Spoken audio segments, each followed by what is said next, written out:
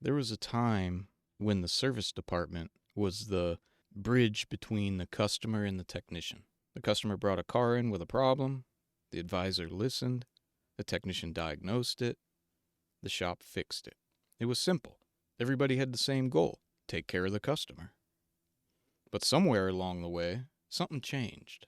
The service drive stopped being about solving problems and started becoming about chasing numbers. And when numbers become more important than people, everybody loses.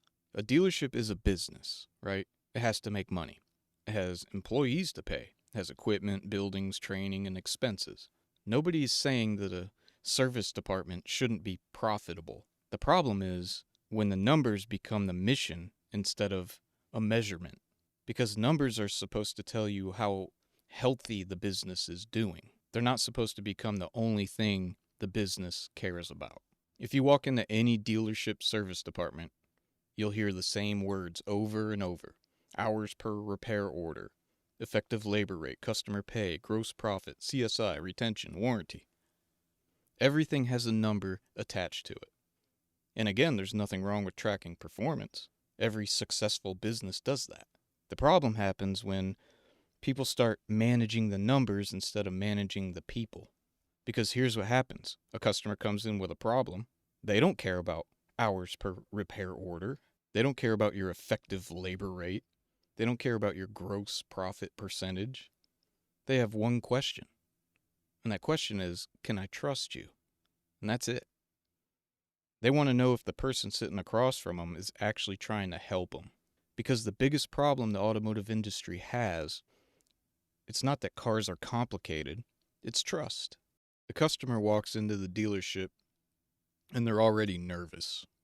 They know repairs are expensive. They know they don't understand what's happening with the car. They're putting their vehicle and their money in somebody else's hands. And the first thing they're looking for is honesty. But when the system pressures everybody to hit a number, the customer can start feeling like they're not a person anymore. They're a repair order. They're an opportunity. They're a number on a sheet. And once the customer feels that, trust disappears. Now let's talk about the technician, because the technician is stuck right in the middle of all this. The advisor talks to the customer.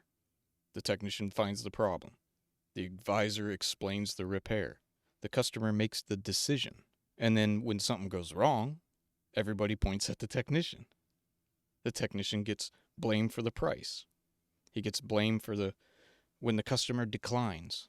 He gets blamed when the customer doesn't understand what's happening, even though the technician wasn't the person who created the conversation. Here's what pisses technicians off the most, okay? They want to fix cars. They want to help people. Most technicians don't wake up thinking, oh, how can I sell somebody something they don't need today? That's not why most people get into this industry. They got into it because they like working on cars, fixing problems. They like being the person who can figure something out when nobody else can. But when the entire system becomes focused on selling numbers, the technician starts feeling like they're just another piece of the machine. And that creates a bigger problem. The more the industry focuses on squeezing every dollar out of the customer, the harder it becomes to build long-term relationships. Because trust is not built by one big sale. It's built over years. It's built when a customer knows that, hey, they told me what I needed, even when they could have sold me more shit. That's how you get lifetime customers, not by forcing every single service possible today. And here's something else that's going on recently. Customers are declining work. Because right now, a lot of shops are feeling that. A lot of technicians are feeling that. Cars come in, they need work, customer says no. And everybody starts asking, what's wrong with the customers? But maybe the better question is, why don't customers believe us anymore? Because if someone doesn't trust the person recommending the repair, the price doesn't matter. Then the solution to all this is not complicated. It starts with remembering that the numbers are supposed to support the people, not replace them. A good service department isn't one where everybody has to hit a target. It's one where the customer trusts the advisor trusts the technician trusts the leadership. And everyone is working towards the same goal, fixing the customer's car the right way. Because the truth is, a dealership can hit every single metric on a report. It can have perfect numbers on a spreadsheet. It can make record profits, right? But if the technicians don't trust the management, if advisors don't trust technicians, and customers don't trust the shop, that success is not real. It's just a number. And eventually the numbers catch up.